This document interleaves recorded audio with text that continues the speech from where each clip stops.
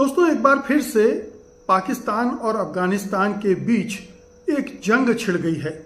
जंग काफ़ी खतरनाक लग रही है क्योंकि दोनों तरफ से बड़े बड़े दावे किए जा रहे हैं। अफगानिस्तान दावा कर रहा है उसने पाकिस्तान के 56 सैनिकों को मार डाला है और उधर पाकिस्तान स्वीकार कर रहा है कि उसके 23 सैनिक मारे गए हैं, लेकिन उसने 200 तालिबानियों को मार गिराया है। अब ये बड़ी तादाद है, छोटी मोटी जंग नहीं है। इस तरह का टकराव बड़ा युद्ध का रूप भी ले सकता है और चूंकि सऊदी अरब और कतर ने इसमें दखलंदाजी की है, इसलिए ये संभावना बन रही कि फिलहाल तो ये जंग थम जाएगी, लेकिन दोनों देशों के बीच में संबंध लगातार कटुता से भरे रहे हैं। 2021 में जब तालिबान काबुल पर काबिज हो गया था, उसके बाद से दोनों देशों के बीच ठनी हुई है और उसके बहुत सारे कारण हैं। सबसे बड़ा कारण तो यही है कि और शायद ये युद्ध भी उसी वजह से शुरू हुआ था, सीमा विवाद इसमें बाद में जुड़ गया। सीमा विवाद हमेशा रहा, लेकिन इस बार जो झगड़ा शुरू हुआ है, जो जंग शुरू हुई है छोटी मोटी, इसको आप झड़प भी कह सकते हैं, वो इस बात से शुरू हुई है कि पाकिस्तान का कहना है कि जो तहरीके तालिबान पाकिस्तान है, अफगानिस्तान उसके उग्रवादियों को मदद देता है। वो अफगानिस्तान में रहकर पाकिस्तान में अपनी तहरीक चलाते हैं, आतंकवादी गतिविधियों को अंजाम देते हैं और अफगानिस्तान का दावा है कि ये पाकिस्तान ने चूंकि काबुल पर अटैक किया, अभी काबुल पर अटैक किया और उनके मार्केट प्लेस पर भी अटैक किया, जिसकी वजह से उन्हें ये पलटवार करना पड़ा। यानी शुरुआत पाकिस्तान की तरफ से हुई और जवाबी हमला अफगानिस्तान की तरफ से हुआ है।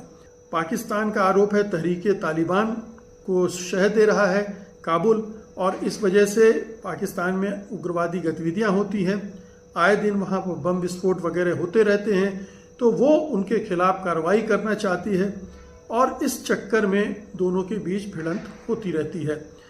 जब अफगान वार चल रही थी, अफगानिस्तान का युद्ध चल रहा था सोवियत संघ के साथ, उस दौरान और उसके बाद फिर अमेरिका ने जो कार्रवाई की अफगानिस्तान पर आईसिस के खिलाफ या 9/11 के बाद, उसके बाद भी बहुत सारे अफगानी पाकिस्तान में शरण लेने को बाध्य हुए और अब पाकिस्तान उनको बार बार धकेल रहा है कि अपने देश वापस जाओ।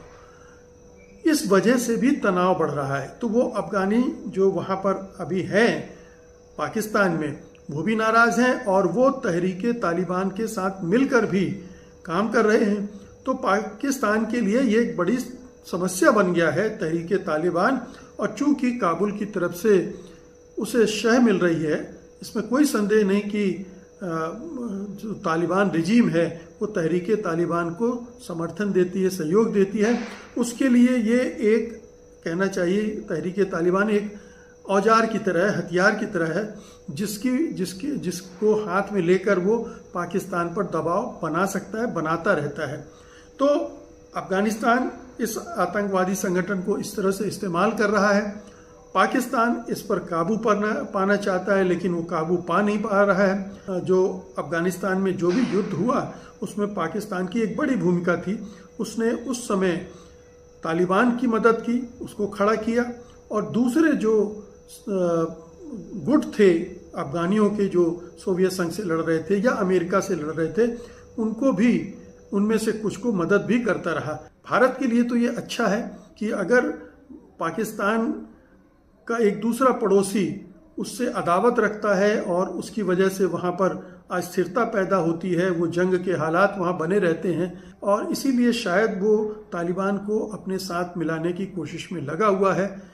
उसकी नाजायज़ मांगों को भी मान रहा है और किसी तरह से वो चाहता है कि तालिबान के साथ रिश्ते सामान्य हो जाएं, भले ही तालिबान कट्टरपंथी हो, मुस्लिम कट्टरपंथी हो, महिलाओं के पर अत्याचार कर रहा हो या दूसरे तरह के अत्याचार कर रहा हो। मोदी सरकार उनको अनदेखा कर रही है और इस वजह से उसकी फजीयत भी हो रही। जैसे जो प्रेस कॉन्फ्रेंस की अफगानी विदेश मंत्री ने भारत में, उसमें महिलाओं को नहीं बुलाया, उसकी वजह से भी बहुत फजीयत हुई, लेकिन बाद में एक दूसरी प्रेस कॉन्फ्रेंस में उनको फिर बुलाया गया और उसको मटियाने की कोशिश की गई। तो खैर, ये पूरा मामला है जिसमें अफगानिस्तान और पाकिस्तान गुत्थम गुत्था हैं, और इन दोनों के गुत्थम गुत्था होने में भारत के लिए खुशी की बात नहीं, लेकिन ये लाभ की स्थिति है कि पाकिस्तान कहीं और ज़्यादा बुरी तरह से इंगेज रहता है। बात करेंगे दुनिया में बढ़ते हुए खून खराबे की। कुछ समझ नहीं आता कई बार कि भाई लोग एक दूसरे के खून के प्यासे क्यों हैं। अल्टीमेटली समझ नहीं आ रहा है कि हो क्या रहा है भाई। ये इतनी जरूरत क्या है आपको खून का प्यासा होने की। अब जो अफगानिस्तान और खासतौर से पाकिस्तान बॉर्डर पे हो रहा है, अलग अलग वर्जन निकल के आ रहे हैं, अलग अलग दावे हैं उसके अंदर। और उसमें जो दो कंट्री बहुत ज्यादा परेशान होने वाले हैं वो है सऊदी अरेबिया और कतर। और लगातार उनकी इन दोनों कंट्री से बातचीत चल रही है, लेकिन कहीं ना कहीं वो जो टसल है वो जारी है। और दावे बड़े अलग अलग हैं यहाँ पर। अगर आप दावे दावे देखेंगे तो कहीं ना कहीं ऐसा लगता है कि ये जो जंग है, ये क्या वास्तव में ही देखा जाए तो इसमें दोनों के कितने कितने बंदे मारे गए हैं। जैसे कि अफगानिस्तान ने एक दावा किया कि हमने 58 लोगों को मार गिराया, पाकिस्तान के जो सोल्जर्स थे। लेकिन पाकिस्तान का कहना है कि उनके करीब करीब 23 सोल्जर्स मारे गए हैं। कुछ खबरों में 29 भी बताया गया है। और करीब करीब 25-30 इंजर्ड हुए हैं। और ये भी पाकिस्तान ने बताया कि अफगान और तालिबानी के 200 से ज्यादा लड़ाके मारे गए हैं। और तालिबान का कहना है कि 58 जो सोल्जर्स है वो मारे गए हैं और 20-25 चौकी कब्जे में ले ली हैं। पाकिस्तान का कहना है कि मैंने 15-20 चौकी कब्जे में ले ली हैं और उनकी चौकियों को मैंने तबाह कर दिया है। ये सारी चीजें जो निकल के आ रही हैं, दावे किए जा रहे हैं, और फिर और ज्यादा दूसरी तरफ से दावे किए जा रहे हैं, और अलग अलग पिक्चर पेश की जा रही है। अगर इसके पीछे अभी जो सारा कॉन्फ्लिक्ट चल रहा है, अगर सपोज करो कि हम ये देखें कि ये सारा का सारा मसला है क्या, अल्टीमेटली क्यों ये हो रहा है, कोई तो उसका रीजन होगा। और ये शुरुआत होती है जहां पर इस्लामाबाद सरकार के द्वारा वहां पर एक काबुल के अंदर कुछ बम बम गिराए गए। वहां से थोड़ा टसल ज्यादा स्टार्ट होता है ये। और हालांकि नुकसान ज्यादा नहीं हुआ। तो उसके बाद तालिबान की गवर्नमेंट ने एक्शन स्टार्ट किया। और फिर मैंने दावे तो बता दी कि कितने किसको मारे हो। अब कौन सच है कौन झूठ है ये पता नहीं। लेकिन जहां तालिबान कहता है कि मैंने 58 मार दिए, 25 सैनिक चौकी पे कब्जा किया, पाकिस्तान कहता है सिर्फ 23 मरे हैं और 29 घायल हैं, जो पाकिस्तान स्पोक्स पर्सन कह रहे हैं। और 20-25 चौकी अफगान चौकी पे कब्जा कर लिया है, ये उनके दावे हैं। चलिए ठीक है, दोनों के अपने अपने दावे हैं। लेकिन एकदम से इन दोनों के बीच में ये सारी मारामारी क्यों है अल्टीमेटली। ये सारा का सारा जो दोनों पहले काफी दोस्त थे, तो हुआ क्या है।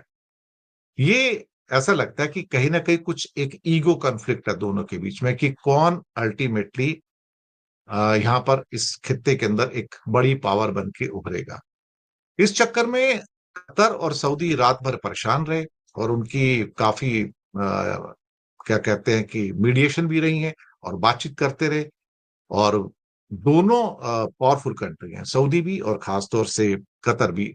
और सऊदी का पहले स्टेटमेंट आया था कि हमने दोनों कंट्री से बात की और कहा है कि भाई डिप्लोमेटिकली डायलॉग से इसको तुम सुलझाओ कि तुम्हारी क्या प्रॉब्लम है। अब जहां पर ये जंग शुरू हुई, ये पाकिस्तान के नॉर्थ वेस्ट में खैबर पख्तूनवा प्रोविंस में थी, जिसमें चित्राल, बाजौर, मोहम्मद, अंगूर अड्डा और कुर्रम ये डिस्ट्रिक्ट थे इसके अंदर। यहाँ पर कुछ जो एक चमन क्रॉसिंग वगैरह थे, तोरखम और चमन क्रॉसिंग्स थे, इनको बंद कर दिया गया। और आने जाने की जो लोगों की जो थी वहां पर, और साथ में क्या कहते हैं कि सामान का आना जाना, वो भी यहाँ पर रुक गया। अब जो काबुल का कहना है कि बहुत बड़ा वायलेशन था, आपने हमारे यहाँ बमबारी की है। हालांकि इस्लामाबाद ने इस बात को कबूल नहीं किया पूरी तरह से कि उन्होंने बमबारी की है, लेकिन अल्टीमेटली बमबारी तो हुई। अब सवाल ये पैदा होता है कि अगर जवाबी कार्रवाई हो रही है तो फिर उसके अंदर अगर ग्राउंड फोर्सेस आपस में लड़ रही हैं, तो कहीं ना कहीं उसका नुकसान तो होगा, और नुकसान हो भी रहा है। जी हाँ। और डूरंट लाइन के ऊपर अच्छी खासी गोलीबारी हुई है, अच्छी खासी, और भारी तोपखाने से गोलीबारी हुई है। पाकिस्तान दरअसल तालिबान पर, तहरीके तालिबान पाकिस्तान टीटीपी के टेररिस्ट को पनाह देने का आरोप लगाता है, इल्जाम लगाता है। काबुल उससे इनकार करता है कि हमारा तहरीके तालिबान पाकिस्तान से क्या लेना देना। और इसी बीच में तालिबान के जो फॉरेन मिनिस्टर है मुत्तकी, वो भारत में है 7 डेज